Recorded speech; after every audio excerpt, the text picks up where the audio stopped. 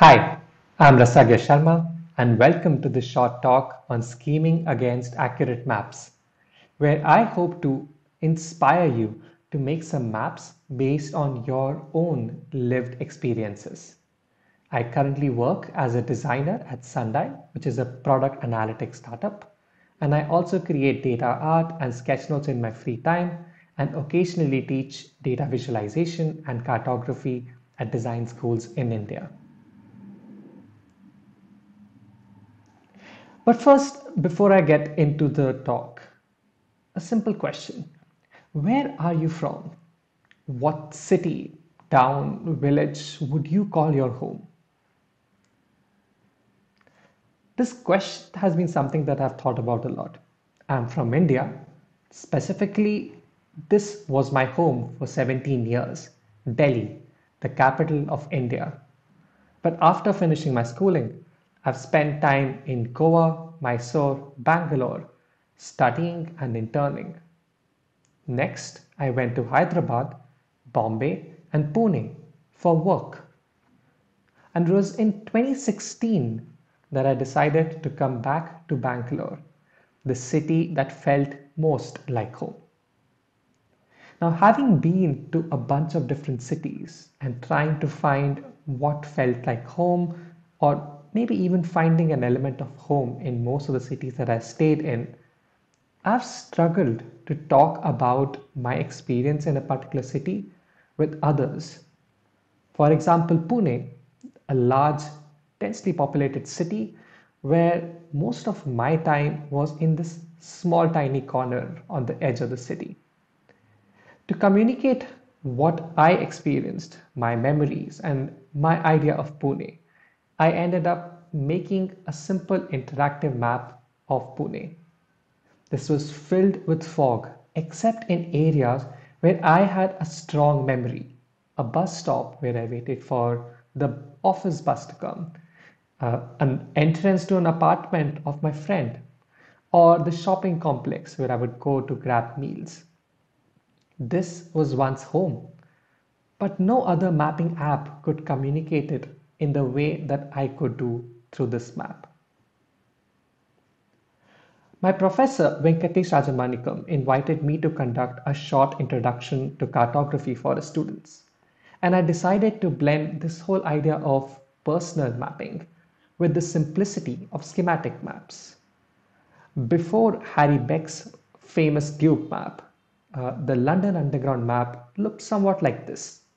It was carefully sort of traced on top of a geographically accurate map with different routes exactly showing where the stops were.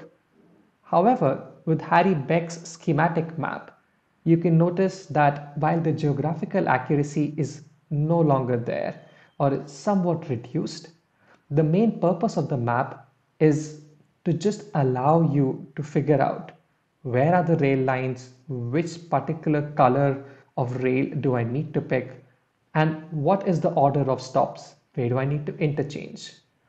In this simplified map, all the geographical details are reduced, thus making the map more useful and functional in a different way. So, inspired by this idea, I decided to build on this exercise called the schematic hometown map. Over the years, I have taught this across several design schools in India, and today I want to show you how you can make your own schematic hometown map by referring to these examples of maps made by my students. Let's dive in. First, we start with three simple questions. Where is the map of? Who is it for? And why would they view it? Your map could be of a whole city, like this example of a map which is for Bhopal, covering all the recommended areas that someone would want to explore over a 2-day trip. Or you could zoom all the way into a particular street which is famous for a specific cuisine and make a food walk map. You could also map the best places for street shopping. In this case, The map not only shows which areas are the best, but also shows how to get there using different metros in Delhi and the distance from the metro stop to the specific shopping area. You could focus on making a map of buildings of a particular architecture style, like this one in Chennai. Or you could make a map of pilgrimage sites that your town is best known for. While you find your purpose of the map, the who, the why, the where, the next activity is a slightly different activity. Instead of looking at an actual map of the place, try to draw a mental model of that place, focusing on what's important to you. Your mental model will definitely not be accurate, pretty much like the sketches above. The one on the left seems to focus on this one central location from which a bunch of roads come out and they connect to different places. Whereas the second map seems to have this jagged boundary and a bunch of interesting places all around scattered. The third one broadly shows you a bunch of different roads and some places of interest. All of these were mental models that the students drew before looking at an actual map. They were obviously very off from the reality. You could briefly compare with some of the next steps in which you could see a more accurate depiction of those areas. However, drawing these mental models gave the students something to anchor on, which was unique to their experiences. For example, that one Chauraha, that node on the left, became the center of the map for the student, while the rest of the region became areas where they recommended to explore to eat food.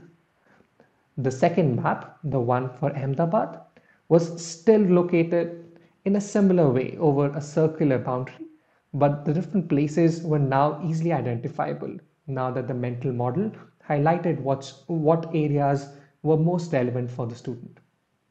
And you can start seeing that in the third map, while the roads weren't very accurate, they were still close enough and highlighting the specific areas of pilgrimage in this particular city. Now let's try and bring the accuracy back into our map because we cannot focus on just a very rough sketch. We'll start by picking a map for our reference, preferably something like OpenStreetMap, which is Wikipedia of maps and has lesser restrictions on using the data or tracing it while you give some credit. Once you have narrowed down on where your map is about, trace what stood out in your mental model. These could be major roads, highways, metro lines, lakes, forests, rivers, shopping areas, maybe tourist spots, and more.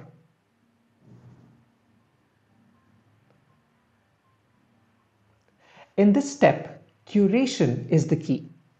Your goal is not to replicate everything from the existing map, but only start with what is most important for your map.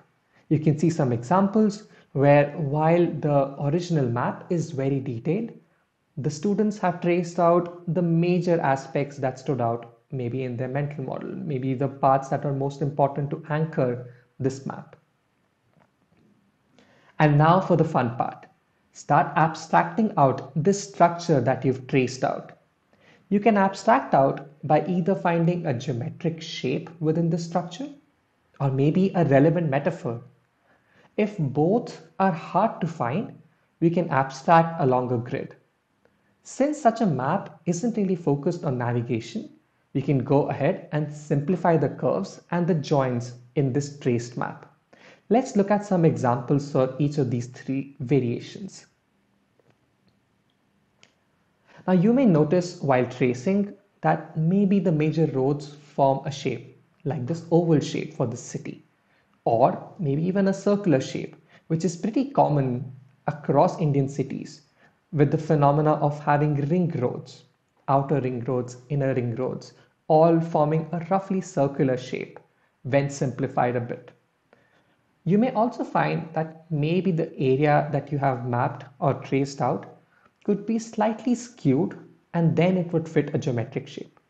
like this particular student's work. In this case, we aren't distorting it too much, and that makes it valuable enough to have a very simplified idea of how the space is. Let's jump to metaphors. Finding a metaphor is fairly easy within the traced map, but finding a relevant metaphor is very hard. Notice how on the left, the student noticed that the concentric circles made from roads in Ahmedabad could actually be rotated and connected with the next city, Gandhinagar. Both of these cities have several heritage sites around Mahatma Gandhi. This connected shape resembles a charkha or a spinning wheel, which is used by Gandhi as a tool for political emancipation.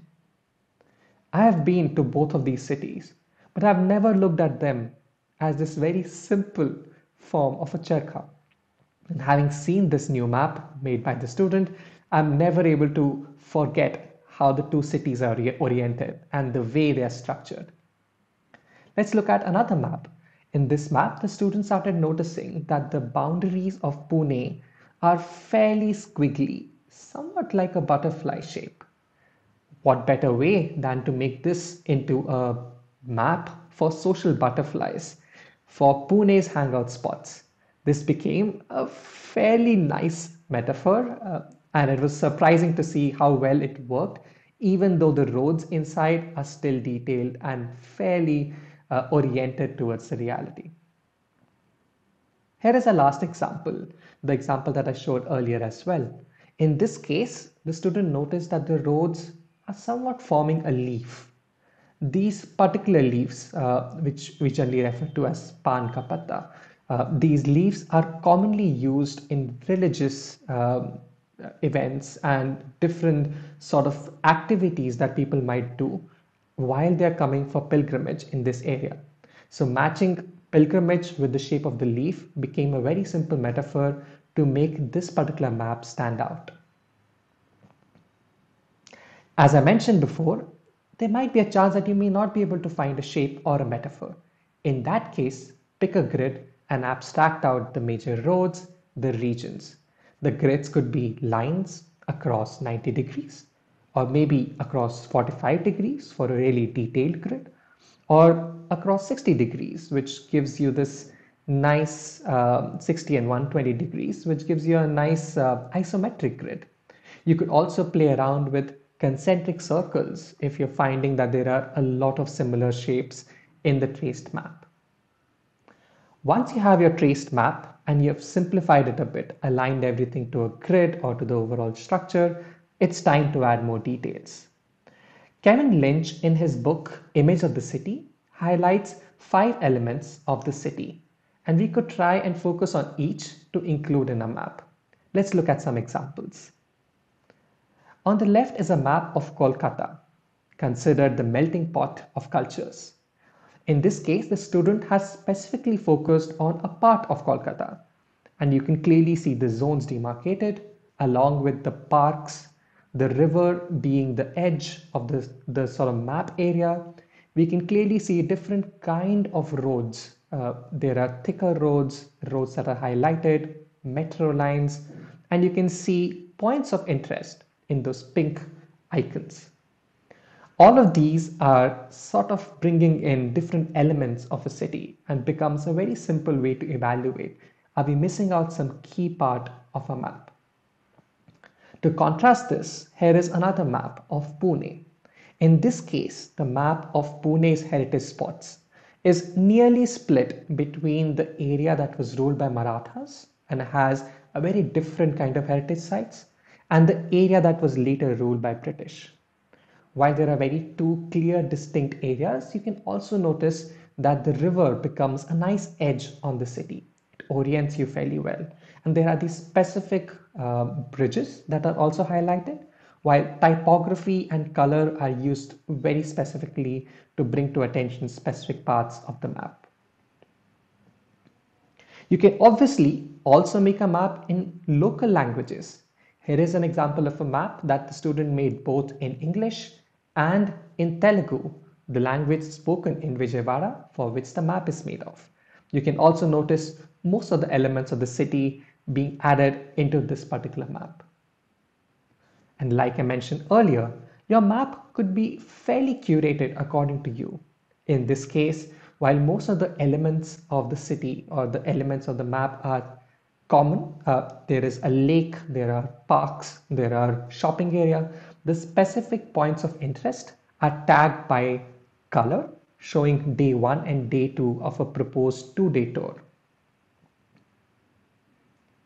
You could also try playing with aesthetics. You could go for a really minimal, simple aesthetic using color sparingly to bring attention, like this particular map of a fort. Or you could use illustrations to bring into it, sort of focus the interesting parts of the city that a person must definitely see, like this map of Chandigarh, meant for people who are doing a gera, a sort of slow ride around the city. Of course, beyond these 5 elements, you can explore other visual techniques. Techniques like textures and patterns, like the one on the left has the sort of ground or the land area with this very subtle texture, while the map is focused on a specific architecture style. And you can see that the structure of the roads is somewhat resonating with what the architecture is supposed to represent, or common style in the architecture. On the right, you can see a use of different styles of patterns to bring to attention a specific area of the map. Last but not the least, make sure you share your map with those who might fit the audience and see if your map helps them see your home through your eyes. I want to wrap up by mentioning one of my favorite short stories on exactitude in science. George Louis Borges writes about an empire where cartography is so advanced that they made a map of the empire as large as the empire, only for the next generations to find it completely pointless.